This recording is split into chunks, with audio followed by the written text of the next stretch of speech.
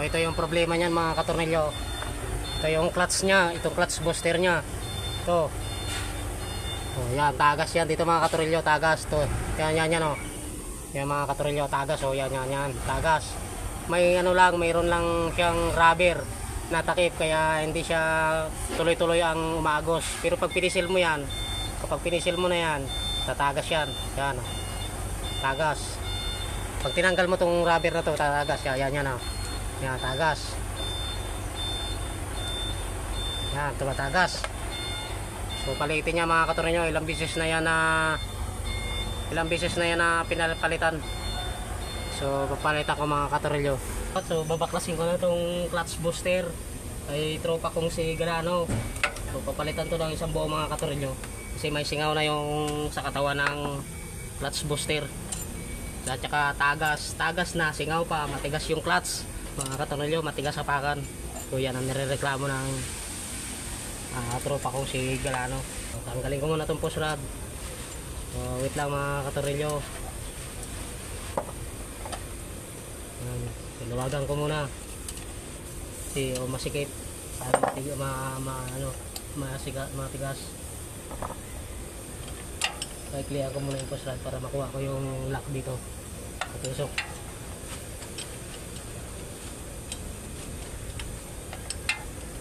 Yan lang yung ayan mga katornilyo, yan gumagalaw na. So tanggal na yan. So kailangan paiklian muna yung push rod para mahugot mo to, para maglaro. So yan, tanggal na. Ito yung push rod nya. So tatanggal mo na yan kapag iniklian mo yung push rod. Papalitan ng isang buo kasi singaw na mga katornilyo. Ito yung linya ng hangin nya.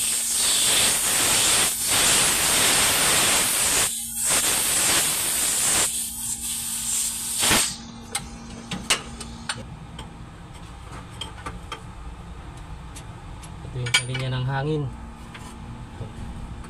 Ito yung supply sa hangin. Ito yung supply ng hangin papunta sa shifter assembly dito.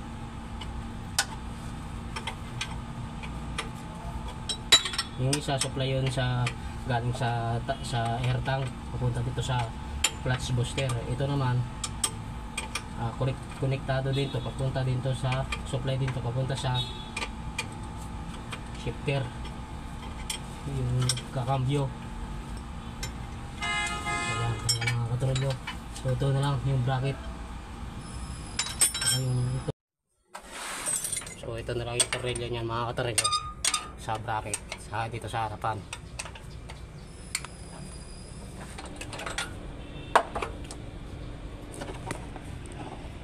So yan mga katornilyo. So matatanggal na yan. Yan. So ito.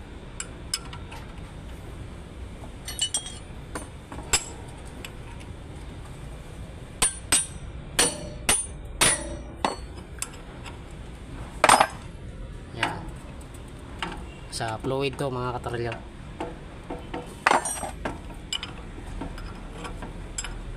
So ito iipitan na lang ng vice grip dito yung hose para hindi matapon ng brake fluid.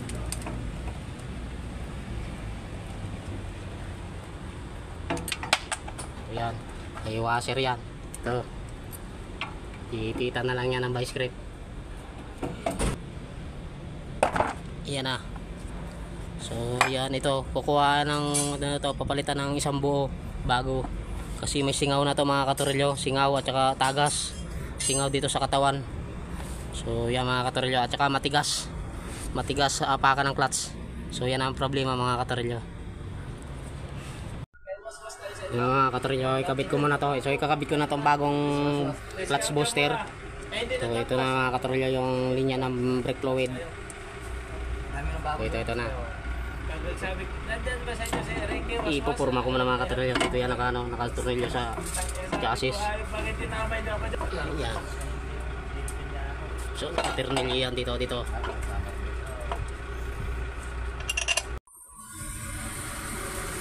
Yung mga katornilyo. So dito na nakapurma na yan. May bracket niya, may tornilyo yan dito. So, tornilyo. So, bracket niya sa may transmission. Dito rin sa taas. Meron yan dito sa taas. Ito. Bali dalawa yan mga katornilyo. Ito pa sa taas. Bali dalawang tornilyo yan sa bracket. Meron yan dito banda sa taas. Yan. Yan, dito nakatusok yan. Yan. Sa may dulo ng clutch booster, sa bunganga ng clutch booster. So, yan. So, dito naman yan, may wrong lock yan dito. Ito yung pin. Para hindi mahulog yung push rod.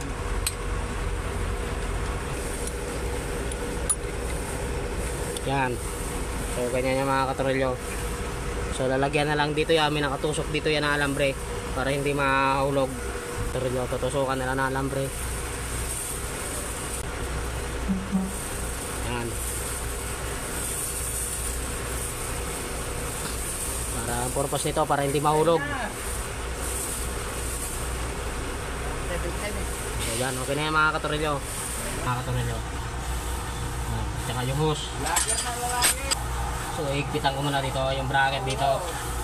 So, ikabit na lang ito mga katornilyo. Yung linya ng hose. Ayun dito pa.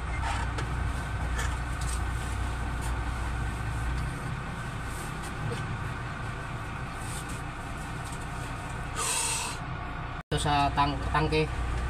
Oh. Yan ang supply. Ito supply. Ito naman papuntang shifter cable.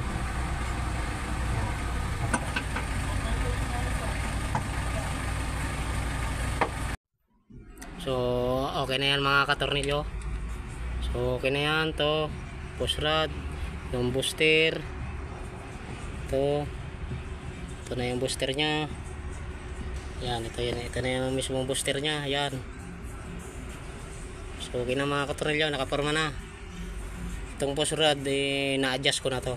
So, okay na yung adjustment nito ng clutch. Yan. So, papanta rin na lang yan mga katornilyo. Wait lang. So, yan mga katornilyo. Okay na. So, titesting na lang yan. Yan, sumisipa na. Okay! Pakan mo!